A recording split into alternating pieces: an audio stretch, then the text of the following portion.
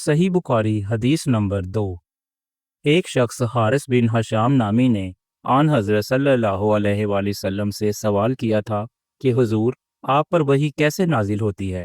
आप सल्लल्लाहु अलैहि वसल्लम ने फरमाया कि वही नाजिल होते वक्त कभी मुझको घंटी की सी आवाज़ महसूस होती है और वही की ये कैफियत मुझ पर बहुत शाक गुजरती है।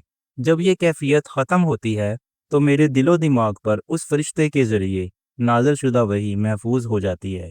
और किसी वक्त ऐसा होता है कि फरिश्ता बशक्ल इंसान मेरे पास आता है और मुझसे कलाम करता है, बस मैं उसका कहा हुआ याद रख लेता हूँ। हज़रत आयशा रज़ियल्लाहु अन्हा का बयान है कि मैंने सख्त कड़ाके की सर्दी में आन हज़रत सल्लल्लाहु अलैहि वसल्लम को देखा है कि आप सल्लल्लाहु अलैहि वसल्लम पर वही नाजिल हुई, और जब उसका सिलसिला मौकूफ़ हुआ तो आप सल्लल्लाहु अलैहि वसल्लम की पेशानी पसीने से शराबूर थी। सही बुखारी हदीस नंबर 3।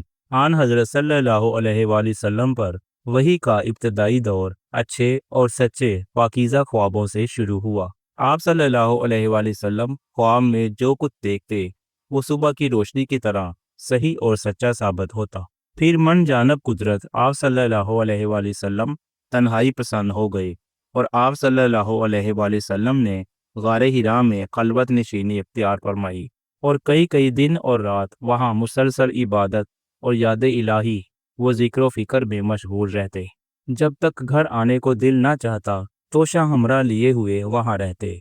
तोशा ख़त्म होने पर ही अहलिया मोहतरमा हज़रत खतीजा रज़ियल्लाहु अन्हा के पास तशरीफ़ लाते और कुछ तोशा हमरा लेकर फिर वहाँ जाकर खलवत गज़ीं हो जाते। यही तरीका जारी रहा यहाँ तक कि आप सल्लल्लाहु अलैहि वसल्लम पर हक़ मुनकशिफ हो गया और आप सल्लल्लाहु अलैहि वसल्लम गारे हिरा ही में क़याम पज़ीर थे कि अचानक हज़रत जिब्राइल अलैहिस्सलाम आप सल्लल्लाहु अलैहि वसल्लम के पास हाजिर हुए और कहने लगे कि ए मोहम्मद, पढ़ो। आप सल्लल्लाहु अलैहि वसल्लम फरमाते हैं कि मैंने कहा कि मैं पढ़ना नहीं जानता। आप सल्लल्लाहु अलैहि वसल्लम फरमाते हैं कि फरिश्ते ने मुझे पकड़कर इतने ज़ोर से खींचा कि मेरी ताकत जवाब दे गई। फिर मुझे छोड़कर कहा कि पढ़ो। मैंने फिर वही जवाब दिया कि मैं बड़ा हुआ नहीं हूँ। उस फरिश्ते ने मुझको निहायत ही ज़ोर से भेजा कि मुझको सख्त तकलीफ़ महसूस हुई। फिर उसने कहा कि पढ़। मैंने कहा कि मैं पढ़ा हुआ नहीं हूँ। फरिश्ते ने तीसरी बार मुझको पकड़ा और तीसरी मर्तबा फिर मुझको भेजा। फिर मुझे छोड़ दिया और कहने लगा कि पढ़ो अपने रब के नाम की मदद से जिसने पैदा किया और इंसान को खून की पुटकी से बनाया। पढ़ो और आपका रब बहुत ही मेहरबानियाँ करने वाला है। बस यही आयतें आप हज़रत जिब्राइल अलैहिस्सलाम से सुनकर इस हाल में गारे हिरा से वापस हुए कि आपका दिल इस अनोखे वाक़या से कांप रहा था। आप हज़रत खतीजा के यहाँ तशरीफ़ लाए और फरमाया कि मुझे कंबल ओढ़ा दो, मुझे कंबल ओढ़ा दो। लोगों ने आपको कंबल ओढ़ा दिया। जब आपका डर जाता रहा तो आपने अपनी ज़ौजा मोहतरमा हज़रत खतीजा रज़ियल्लाहु अन्हा को तफसील के साथ ये वाक़या सुनाया और फरमाने लगे कि मुझको अब अपनी जान का खौफ हो गया है। आपकी अहलिया मोहतरमा हज़रत खतीजा रज़ियल्लाहु अन्हा ने आपकी ढारस बंधाई और कहा कि आपका ख्याल सही नहीं है।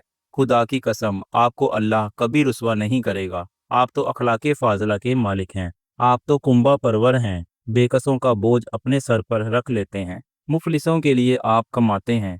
मेहमान नवाजी में आप बेमिसाल हैं और मुश्किल वक्त में आप अमरे हक का साथ देते हैं। ऐसे औसाफ़े हुस्ना वाला इंसान यूं बेवक्त ज़िल्लत व ख्वारी की मौत नहीं पा सकता। फिर मज़ीद तसल्ली के लिए हज़रत खतीजा रज़ियल्लाहु अन्हा आप सल्लल्लाहु अलैहि वसल्लम को वर्का बिन नौफल के पास ले गई, जो उनके चचाज़ाद भाई थे और ज़माना-ए जाहिलियत में नसरानी मज़हब अख्तियार कर चुके थे और इब्रानी ज़ुबान के कातिब थे। चुनांचे इंजील को भी हस्बे मंशाए खुदावंदी इब्रानी ज़ुबान में लिखा करते थे। इंजील सरयानी ज़ुबान में नाजिल हुई थी, फिर उसका तर्जमा इब्रानी ज़ुबान में हुआ। वर्का उसी को लिखते थे। वो बहुत बूढ़े हो गए थे, यहाँ तक कि उनकी बीनाई भी रुखसत हो चुकी थी।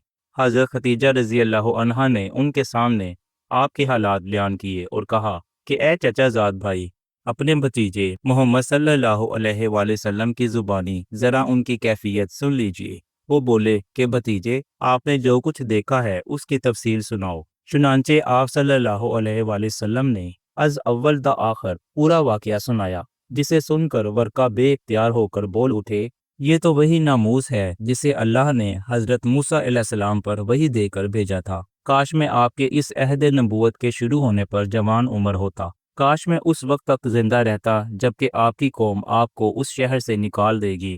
رسول کریم صلی اللہ علیہ وآلہ وسلم نے یہ سن کر تعجب سے پوچھا کہ کیا وہ لوگ مجھ کو نکال دیں گے، حالانکہ میں تو ان میں صادق و امین مقبول ہوں۔ ورقہ بولا، ہاں یہ سب کچھ سچ ہے، مگر جو شخص بھی آپ کی طرح امر حق لے کر آیا لوگ اس کے دشمن ہی ہو گئے ہیں۔